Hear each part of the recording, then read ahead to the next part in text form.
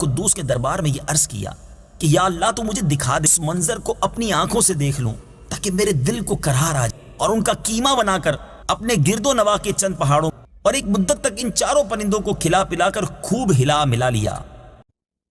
السلام علیکم ورحمۃ اللہ وبرکاتہ۔ امید ہے آپ خیریت سے ہوں گے۔ آج کا ویڈیو ہے ویڈیو پہ ریئیکشن دینے جا رہا ہوں، اس کا نام ہے ذبح ہو کر زندہ ہونے والا پرندہ۔ آئیے سنتے ہیں، انشاءاللہ پھر بات کرتے ہیں۔ قرآن ہے میرا رہنما، قرآن شفا ہے، نور ہے قرآن، جلا دل کی میرا قرآن، رضا رب کی میرا قرآن، قرآن قرآن۔ الحمدللہ رب العالمین والصلاة والسلام علی سید المرسلین، اما بعد فاعوذ باللہ من الشیطان الرجیم، بسم اللہ الرحمن الرحیم۔ الصلاة والسلام علیکہ یا رسول اللہ وعلی آلکہ واصحابکہ یا حبیب اللہ، الصلاة والسلام علیکہ یا نبی اللہ وعلی آلکہ واصحابکہ یا نور اللہ۔ میٹھے میٹھے اسلامی بھائیوں اور مدنی چینل کے ناظرین، وقت ہوا ہے قرآن کے ایک خوبصورت واقعے کے سننے کا۔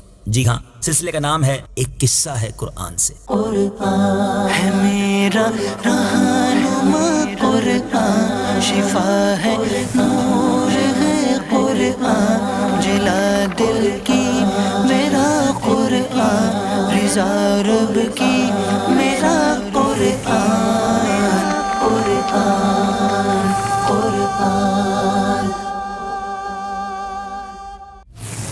آج ایسے انوکھے پرندوں کی بات ہونی ہے جو ذبح ہو کر پھر زندہ ہو گئے۔ جی ہاں، یہ عجیب و غریب واقعہ قرآن پاک میں موجود ہے۔ آئیے توجہ کے ساتھ اس واقعے کو سنتے ہیں۔ حضرت ابراہیم خلیل اللہ علیہ نبینا علیہ الصلوۃ والسلام نے ایک مرتبہ خداوند قدوس کے دربار میں یہ عرض کیا کہ یا اللہ تو مجھے دکھا دے کہ تو مردوں کو کس طرح زندہ فرمائے گا۔ اللہ تعالیٰ نے فرمایا کہ اے ابراہیم، کیا اس پر تمہارا ایمان نہیں ہے؟ تو آپ نے عرض کیا کہ کیوں نہیں، میں اس پر ایمان تو رکھتا ہوں، لیکن میری تمنا یہ ہے کہ اس منظر کو اپنی آنکھوں سے دیکھ لوں تاکہ میرے دل کو قرار آ جائے۔ تو اللہ تعالیٰ نے فرمایا کہ تم 4 پرندوں کو پالو، ان کو خوب کھلا پلا کر اچھی طرح ہلا ملا لو، پھر تم انہیں ذبح کر کے اور ان کا کیما بنا کر اپنے گرد و نواح کے چند پہاڑوں پر تھوڑا تھوڑا گوشت رکھ دو، پھر ان پرندوں کو پکارو تو وہ پرندے زندہ ہو کر دوڑتے ہوئے تمہارے پاس آ جائیں گے، اور تم مردوں کے زندہ ہونے کا منظر اپنی آنکھوں سے دیکھ لو گے۔ چنانچہ حضرت ابراہیم علیہ الصلوۃ والسلام نے ایک مرغ، ایک کبوتر، ایک گدھ اور ایک مور، ان 4 پرندوں کو پالا، اور ایک مدت تک ان چاروں پرندوں کو کھلا پلا کر خوب ہلا ملا لیا۔ پھر ان 4 پرندوں کو ذبح کر کے ان کے سروں کو اپنے پاس رکھ لیا، اور ان 4 کا کیما بنا کر تھوڑا تھوڑا گوشت اطراف و جوانب کے پہاڑوں پر رکھ دیا، اور دور سے کھڑے ہو کر ان پرندوں کا نام لے کر پکارا کہ یا ایھا الدیک، یعنی اے مرغ، یا ایتھا الحمامہ، یعنی اے کبوتر، یا ایھا النسر، اے گدھ، یا ایھا الطاؤس، اے مور۔ آپ کی پکار پر ایک دم پہاڑوں سے گوشت کا کیما اڑنا شروع ہو گیا، اور ہر پرند کا گوشت پوشت ہڈی پر الگ ہو کر 4 پرند تیار ہو گئے، اور وہ 4 پرندے جو تھے بلا سروں کے، جی ہاں، سر تو حضرت ابراہیم علیہ الصلوۃ والسلام کے پاس تھے، تو وہ 4 پرندے بلا سر کے دوڑتے ہوئے حضرت ابراہیم علیہ الصلوۃ والسلام کے پاس آ گئے، اور اپنے سروں سے جڑ کر پھر دانہ چگنے لگے اور اپنی اپنی بولیاں بولنے لگے، اور حضرت ابراہیم علیہ الصلوۃ والسلام نے اپنی آنکھوں سے مردوں کے زندہ ہونے کا منظر دیکھ لیا، اور ان کے دل کو اطمینان و قرار مل گیا۔ اس واقعے کا ذکر خداوند کریم نے قرآن مجید کی سورہ بقرہ میں ان لفظوں کے ساتھ بیان فرمایا ہے۔ چنانچہ پارہ 3 سورہ بقرہ آیت نمبر 260 میں بیان ہوتا ہے۔ آئیے تلاوت قرآن مجید اور ترجمہ قرآن مجید سنتے ہیں۔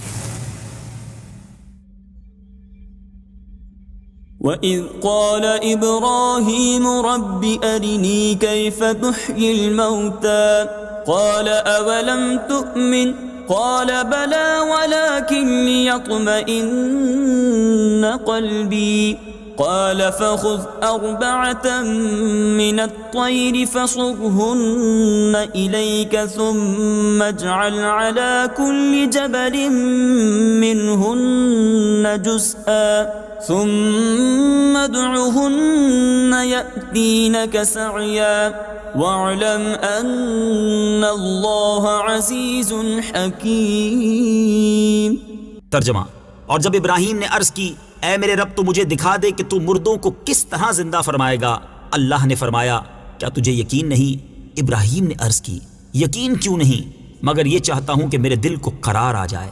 اللہ نے فرمایا تو پرندوں میں سے کوئی 4 پرندے پکڑ لو، پھر انہیں اپنے ساتھ مانوس کر لو، پھر ان سب کا ایک ایک ٹکڑا ہر پہاڑ پر رکھ دو، پھر انہیں پکارو تو وہ تمہارے پاس دوڑتے ہوئے چلے آئیں گے، اور جان رکھو کہ اللہ غالب حکمت والا ہے.